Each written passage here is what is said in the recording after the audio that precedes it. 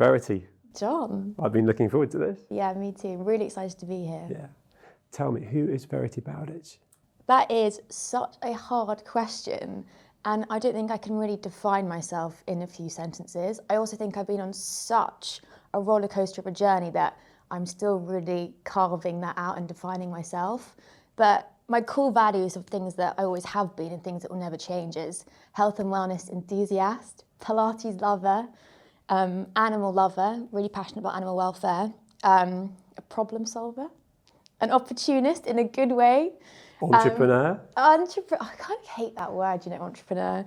But I would say... Goes hand in hand with opportunist, though, doesn't it? Opportunity creator. Yeah, I guess like just putting things together and making something happen. I make things happen. And I don't take life too seriously. I'm here for the journey. Love that. Is there a destination? Is there a dream? Oh gosh, my dream sort of changes every year depending on what opportunities I have in front of me and what actually is going to be realistic. There are a few dreams in there that I will make happen. But yeah, as I said, dreams change. Like when I was younger, all I wanted to do was just make a load of money. And then you go through and experience life and death and everything. And you're like, actually, no, it's not just about money. Of course, you need to be like settled, but it's about happiness. It's about freedom. So well put. I think money is such a driver. And then if you achieve it, or even if you haven't achieved it, you start to realise along the way. And that comes with maturity and perspective, right? That there's so much more to life. Who and what were early influences for you growing up? So I grew up as an only child. I was raised by au pairs. My mum was working a lot, so I became really independent. Also French au pairs, I'd watch the Dalmatians in French. So I never got to watch anything in English at all, so I really became independent and did a lot of, play on my own. So I guess my own influence was myself and just figuring things out. And I think that's why I became such a good problem solver, is I went into school being like, well, I can do that, why can't you do that? And when people ask me for help, I'm not the best at giving it. I'm not patient. I'm like, you should just figure that out yourself. That is really one of my downfalls. So I guess my mum was a big part of my life. She would just be like, you can do anything. Actually, my first ever boss out of university, which is, if you ever listen to this, he'll be like, what? Why am I an influence? But he taught me that anything was possible. And if you want to it was a sales job selling event production. But if you want to get to the CEO of Yahoo, actually then invested in Clean Kitchen later, you can do it. If you want to get to the MD of Twitter, you can get it. You can reach anyone. And I was 21 years old at this point. So I think that was a big input in my life. Literally, if you put your mind to anything, you can do it. Cool. Right, keep the cameras rolling. I know it goes so quick. Yeah, there's so much more we could have spoken about. I know, but I've loved it. Have you enjoyed it? Yeah, because I have really enjoyed it. Is there, let's just quickly recap, Pilates. I really wanted you to explain what Pilates, you did it in such a lovely way. I think I smashed that one. 100%. Yeah. Entrepreneurship, I think about what we're building into One is what we're piece of leading to. There's advice, so many things you could talk about: female funding, lack of confidence, mentoring. My brain goes to clips. Yeah, I wrote my notes, stuff. obviously. Yes, no, Hammered my notes. What did I say? I just wanted to make sure I didn't miss anything that. Wellness being part of success. We did that, obviously. I didn't actually. I don't know if this is whether there was a role model. It feels like your mother was. Yeah, you did. Yeah, that's cool.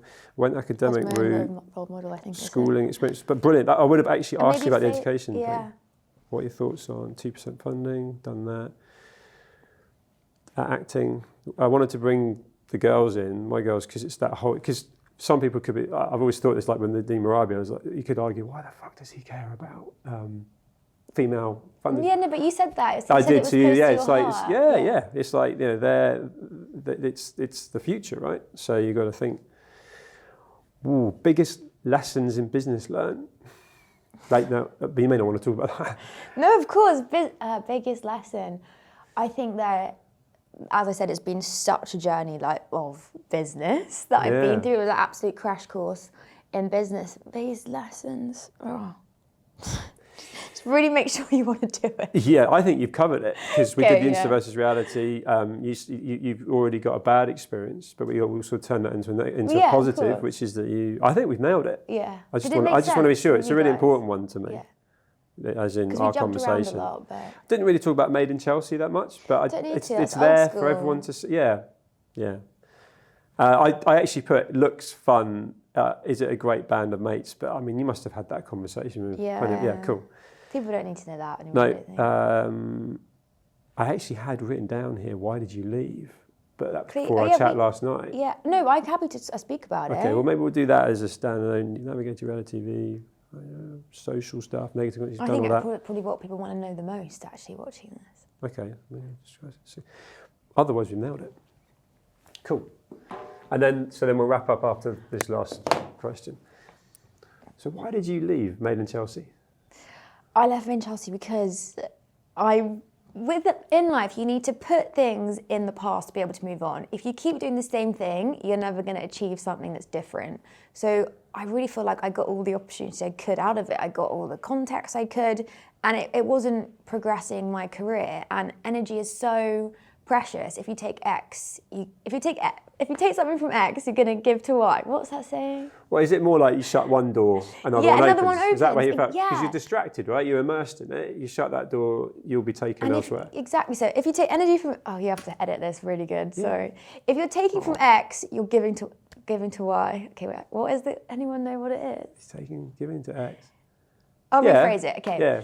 If you are taking energy from one place, you're not giving it elsewhere. And if that piece of energy that you're giving isn't like progressing you, then why would you still be doing it? And if you're the person in the room who knows the most, then you shouldn't be in that room. Another saying that I'm not saying right. So I just wasn't progressing. You filled the cup, right? So I guess because you looked like you had a lot of fun. Yeah. Good bunch of people, but they're all still mates probably anyway. So you need to be doing that, and then you can do other things. Exactly. And it was the right time. Yeah.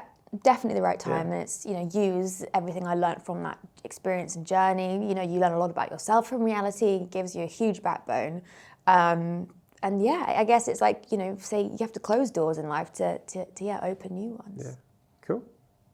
That's awesome. Oh. We're done. Do you want to clap? So let's get some really nice pictures. Years ago, I don't know what happened. Maybe it was because I was building a business and there was a way more like press eyes on me from because it mattered. Industry perspective, yeah. And I had something to lose. Maybe that's what it was. Yeah. I would then go, maybe I shouldn't put that off, and then maybe close down my authenticity a bit more.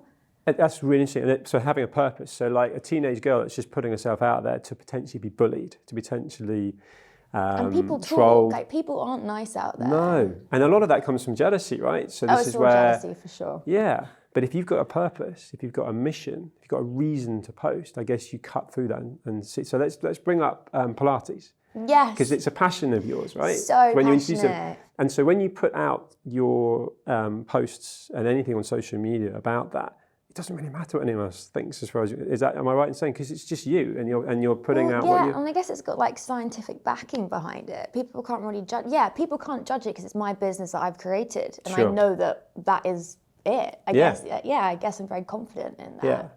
So tell me about Pilates. I've got a reformer at home, which I don't even know how to use.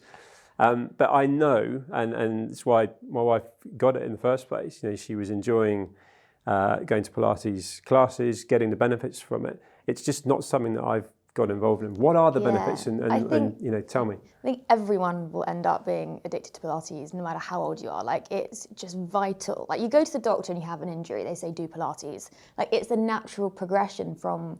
It's just self-made medicine, really. But I got into it. So my mum's been a Pilates instructor, like, on the side for years. So I would go to her classes when I was like 12, thinking it was the most boring thing in the entire world. So you haven't always loved it? No, I'd be like, can we like speed it up a bit more? Because I was into like, I'd run loads and I'd just take everything to an extreme in life, which I'm getting better at. That's my experience. You do some stretches, change the bands, and it's like, and I've got my weights over there because I've got a gym at home, and I've got other things, and I'm like, surely I just need to get over there. So there's a patience element to it, right? Well, you're not doing it right. Clearly. If people say that Pilates doesn't work, they're not doing it right. I didn't say that. Okay. Definitely not. The patience bit, I was just listening. Yeah, I guess it's patience, but I think also my mum's classes were for an older generation and the pace was just too slow for me. I thought, I'm not working out here, I'm not breaking a sweat, like this is a waste of my time and time is precious. But I really got into it actually when I was doing Made in Chelsea, and you had a lot of free time when you were filming. So I thought, well, I'll just, I have a background in like human biology, surely I can just take this test and become a Pilates instructor. And where I'm really into like looking after myself and health and wellness and exercise, always have just absolutely loved it. But I used to, as I said, run loads, like do like Barry's boot camps, do HIIT workouts, and it would spike my cortisol, my stress hormone level so much that I have a completely different physique to now than I did then. Now I'm so much leaner, I've got less water retention because I'm looking after balancing my hormones. And Pilates is the best thing to settle your hormones. So like obviously we have like a cycle as women, and when you're in your luteal phase, that is when you should not be spiking your cortisol. So you shouldn't be stressed at work. You should be really looking after that because it just doesn't go together. So Pilates is great for that, especially hormone balancing. It's great for your posture, of course. You're targeting your micro muscles, not, so you're still sculpting your whole body, but you're not sort of like building yourself up. People sort of want a different physique. And also it's going to prevent injury. So I'm never going to have back pain in my entire life, or fingers crossed, because I'm looking after my body. I'm nourishing it and nurturing it, not hammering it in the gym. And I don't have to leave the house to work out. So true. So someone watching, listening to this now is like, that sounds amazing. I've never heard of it, or I knew about it, but didn't know it did all that. Yeah. How do they connect with you? And my point being that you've got actual classes. Do you have an app? Do you have some way that, because you come at it from a passionate point of view, your own lived experience, but also a scientific point of view, because that's part of your academic, you're and that's why chemist, I love, if you like. Yeah, doing Pilates, because I can bring in, I'm probably one of the only people that uses their degree, and I use it a lot during Pilates and talking to people about how they can improve their health and well-being. But I guess connecting with me, I do amazing classes in the coolest locations like Sunrise Pilates at the Sky Garden, where I'm teaching like 150 people and just like creating the energy and people going, that was really cool. I love creating that experience and people understanding their bodies and also like correcting people's technique, and they go, oh yeah, I feel that now, like thank you. Or even teaching a client who has back pain now has come so far. I get a lot of reward out of that. But then fulfillment, yeah. And also I think I've been through a real big career journey, but I think a big thing is when you're deciding what you want to do is lifestyle. Obviously what you're passionate about, but what lifestyle do you want? I've had a career where I had to stay in London, but now I have an app where I can film classes globally, travel. I mean, that's the dream, right? You can make money 100%. Wherever you are, and I'm looking after my body. And you can bring an engaged audience wherever, from all over. Yeah, I love that. Exactly. There's a lot you said there that isn't just physical; it's mental. So, like you talked about running and all the things you've done, and Pilates is clearly locked in as a constant. Made a business out of it. Yeah. But in terms of practicing the mental fitness, if you like, you seem super present, super positive. Yeah. Does that come from Pilates as well, or do you do other things as well? Do you get out for walks? Do you kind of meditate? Me and meditation. I wish I could do that. No, not a chance. I think exercise is just the best natural medicine ever, and I think that is probably why I'm such a positive person, because I try and work out, even if it's for 10 minutes. I think just reconnecting with your body, realigning yourself. I restructure my goals. I rewrite my I always write lists, like what I need to achieve that day. Physically write them down. Yeah, every morning. I'm cool. in my notes all the time. Are you morning routine? Do you have a set kind of? I try. Yeah, it's a challenge, right? No, it's literally whatever's in front of me. I'm like, go. Let's go. But I mean, routine-wise, I will always do Pilates, even if it's like, I'll be like on my phone doing glute lifts, working at the same time. But so that's probably conscious not... effort. It's brilliant. Yeah. No, I think Pilates really is addictive because, and also running, I do really love running. So apparently, I think this is right, 80% of people after 30 don't sprint. And sprinting is so important because you're working your cardiovascular system, you're stopping these things called free radicals going around your body, like harming you and aging you. So everyone listening to this, start sprinting. So I will sprint for like 20 minutes. Hang on, you can't sprint for 20 minutes. 30 seconds This is really interesting thing. So in lockdown, I got back into running. Yeah. And I read about this whole sprint thing, and I felt amazing for it. It's really annoying because you reminded me. I actually went out of my life. But you're right. As a kid, you sprint to do stuff. As an adult, you don't. So and how amazing do you feel when you say you sprinting? Sprint for 20 minutes, where? No. Because and you go for bursts, right? So you're running, but then you build up to a sprint, and you get and you feel your strides get longer. You feel the posture go up, and so exactly. And you just build so many endorphins, and you really feel like you can achieve anything after sprinting. I remember that thing. I've got to get back to that. Exactly. I've totally dropped it. Because I go into a place, and this is what I was kind of asking about the Pilates, because I imagine when you're practicing Pilates, you can actually get clarity of thought. It's really which is good for your mind, right? Yeah. And you can declutter, and I get that with running. And if I'm then going to sprint, I would be concentrating on my next sprint. And God, that was hard. But I'm going to do it again when I get to that tree, sort of thing. And then that's good because it keeps me present in the moment. But I stopped thinking about other things. Yeah. So it's just that whole like juggling, keeping it all going. I think with Pilates, there's so much to think about. You need to be there's like principles of Pilates, so like flow, concentration, core, breath, precision of movement, all these different things that if you have a good teacher, you physically cannot be thinking about anything else. Like, it is therapy. Yeah. So when we first started talking, there was this whole kind of opportunity creator, entrepreneur. Being an opportunist, is that a bad thing to 100% say? not. No, if you're an opportunity creator, which probably is what aligns us, you're curious, you're looking, you're talking to people, you're seeking knowledge. Yeah. I mean, that's interesting. And also for other people, not just for myself. I'm thinking, actually, that. you can do, if you meet this person, you can create this whole new business, or why don't you try doing that? So it's not just always for myself. So what are you doing to satisfy that? Because you've got Pilates, which is obviously like a really important kind of baby you've created, but what other things are you doing? Yeah, so I used to have a business I walked with, start with called Clean Kitchen, which was vegan fast food. Long story, they ended up putting meat on the menu. I guess that's a whole other conversation. But through this journey I had of 3 years of starting a business, raising 5 million, working with some of the best brains in the world. Like, we had the ex-CEO of McDonald's involved. We had one of the biggest rock stars, who I can't say because I want the NDA involved. And you brought all these people into the ecosystem. Yeah, exactly. So you did all that as the entrepreneur. Yeah, like brilliant. Or the opportunity creator. Yeah, I know, it didn't really work out that well, but but you've proven concept. You did all that. Yeah, of course. So and I can tell there's a negative of frustration there from it, but you've built a platform and you've built a personal brand as Verity to do that again, right? And so what do you want to do now? And I think from that experience, I thought, I need to tell other people that they can do this. And if you're at school, I never really knew what I wanted to be at school. That really bugged me when other people knew. I can parallel that. It's like, this actually does exist. Like, pure success is having your own freedom and being your own boss and starting your own business. I mean, it's not hard. If it was easy, everyone would be doing it, of course. But I really want to empower, especially females, to just go for it. And there's so much. So basically, I started a founders club, to answer your question. Brilliant. Where I bring people together, create opportunities for them, and help them maybe raise investment, put their pitch deck together, help them with their business plan, and ultimately just give them the confidence to just go for it. And most of my calls and chats with people, they go, yeah, like, thank you so much for that. I didn't really believe in myself that I could do that. But I don't know why we have these like negative self-thoughts that we can't do something. So you're connecting all sorts of people and ultimately building opportunity on from that. So that's a business that could flourish into all sorts of other areas, right? Is that what you want to do? You want to be known as someone that's connecting and building opportunities. Yeah, exactly. And as you said at the start, like 2% of VC funding goes to females. Like, why is that? That's like kind of an embarrassing stat. But I also don't think that that's being done in the industry in purpose. It's because, you know, a lot of males have these leadership positions. A lot of them are, you know, the decision makers in VCs, and there's more and more female entrepreneurs coming through.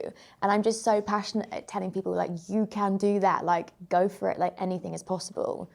Is there a confidence issue there? So I'd love to know from like almost if you sort of added up all the conversations you've had, are they lacking confidence? Because I wonder whether there's an archaic, broken system that means that's why less than 2% of female founders get funding, which you could point at. But then is there also a lack of confidence from females that can back themselves, and they need and want someone else to tell them they can do it, that's been there, done that? Yeah, absolutely. I think confidence is a huge thing, but I also think, having been in business with a lot of males, like, females can, not by everyone, they can be undermined. So when you think that you're not good enough at doing something, or it's, you know, suggested, that confidence gets knocked. So it's not, you know, it's not an innate thing. It happens because of, you know, your life experience and what you've been through.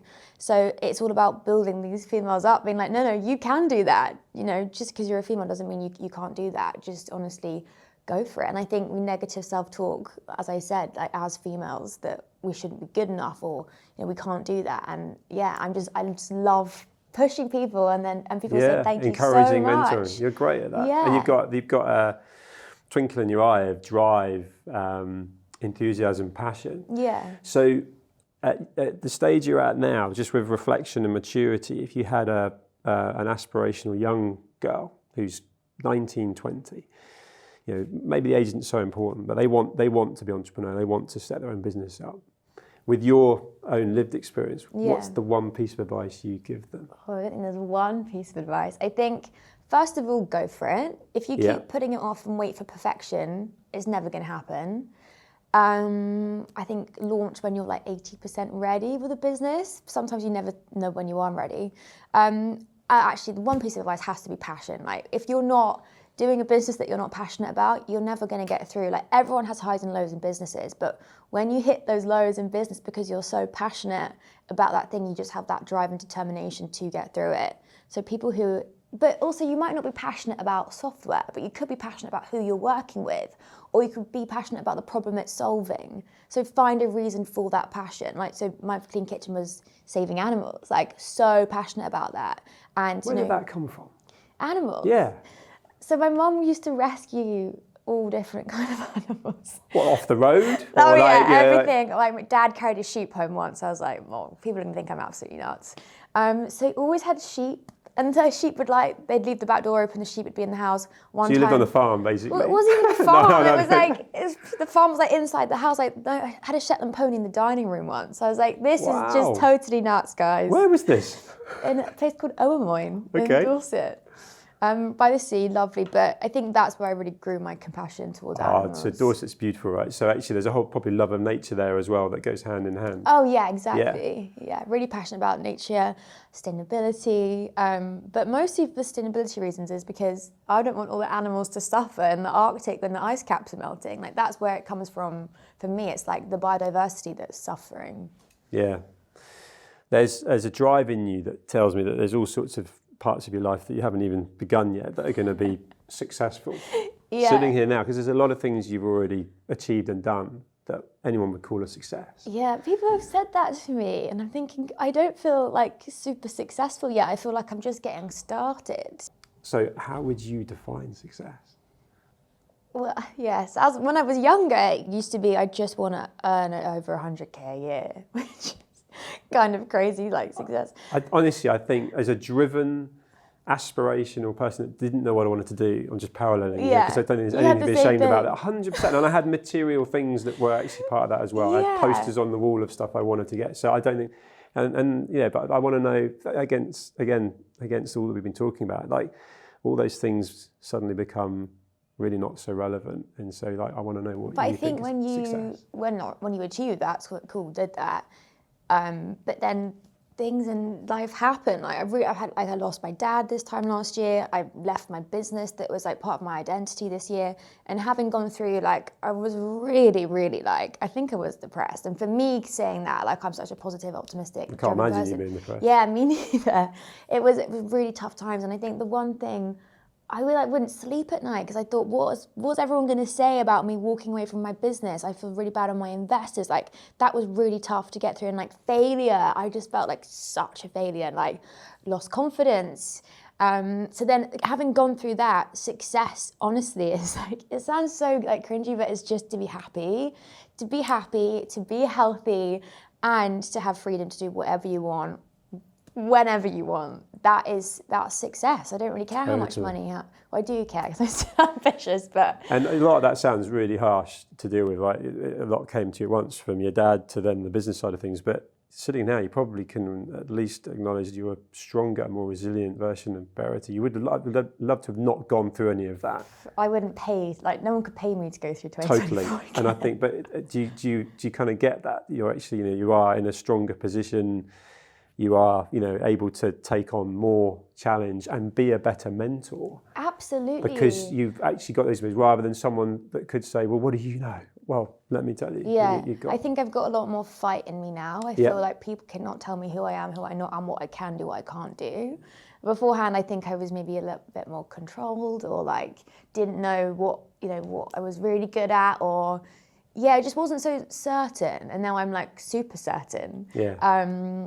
So yeah, I mean, I've really have come so far in this last year, and I guess if it wasn't for the last year, then I wouldn't appreciate life as much as I do now, and I really want to make the most of it now. Yeah. Like, life is so precious. No, totally. And so there's a few plates spinning there, right? So you've got the Pilates. Yeah. You've got the female founders. Yeah. And so actually we haven't covered that because you said the founders club, but it is very much female led, right? So can a guy get involved? Or Oh is yeah, it no, of actually course, quite anyone. fun? I love it when the guys gets involved, and I bring people together. That's necessary, right? I don't think it works when, look at the construction industry that suffering from mental health. There's not enough women in it, right? So it doesn't work when sectors become dominated by one sex. It's working all together, and how can we, Yeah. You as guys, you have qualities that maybe we don't have as girls, and like vice versa. So how can we really use that, building it all together? But it's mostly female driven, just because I've been through that process of raising investment, finding it really hard, being a woman in business, finding that hard, also coming through and enjoying it at the same time, because there's perks of that.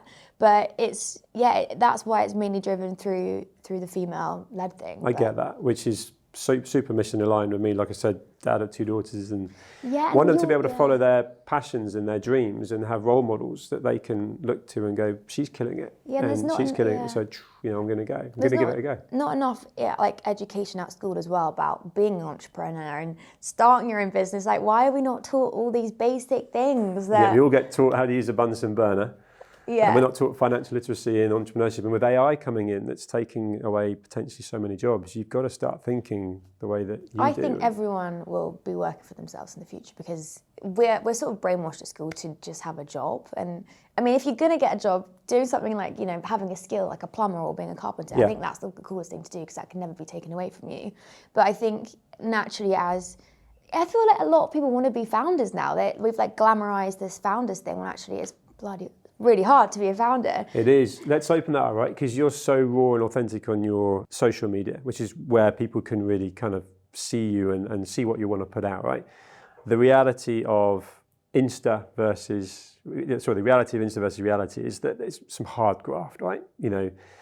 So whether it's me, you, or anyone that's putting it out there and kind of sort of making it look like it's not a lot of sweat and effort, it's hard graft, isn't it? Harder than working in a job. Because you could argue you just go at 9 and you leave at 5. That's not my day. But yeah, business isn't for everyone. You've got to really want it. And you really, as I said, there's less serious lows. Like, you be faced with serious challenges the bigger you get as well. And when you start raising investment, you need to be really, you really have to want that. That's why my one piece of advice is you've got to be super passionate about it, because that will help you get through anything. Yeah.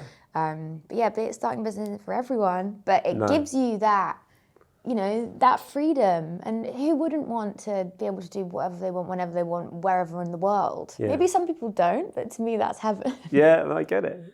Freedom is everything, right? Yeah. And they make your own decisions. And I've got one final thing I want to ask you, which is something we talked about off camera, an aspiration of yours, a dream of yours that you now want to put into reality. Yeah. Tell me what that is. It's acting. Yeah. So I've secretly, I also live by this thing where don't tell people things if you haven't done it yet. You just tell everyone. Sorry. No, it's fine. So I've been secretly taking acting classes, which was You don't know who's watching and listening, right? Oh yeah, good point. Let's talk more about it. And I was on Casualty when I was younger. People don't know that about me. I was a childhood actress, and then obviously went into reality and stuff. But that must have helped with reality TV, right? It wasn't a massive. Because you went academic, but you had that experience as well, right? So they married. Exactly. And I just love acting. I come out of an acting lesson and I'm just like, oh my god, it's the same as running really. It gives me that adrenaline. And life is so short, so even though I'm maybe the third way through my life, I'm gonna do it and nothing is gonna stop me. 100%. And I know you make dream kind of acting role. Oh, it's got to be a big old feature film, hasn't it? That'd be awesome. Yeah. Well, I want to see that happen. All right, let's do it. Let's make it happen. I could talk to you for a lot longer, but we ran out of time. That went so quickly. I know, but you're awesome to talk to. Yeah, thank you for having looking forward me. to staying in touch as well. Thank you, big Verity. things coming. Definitely.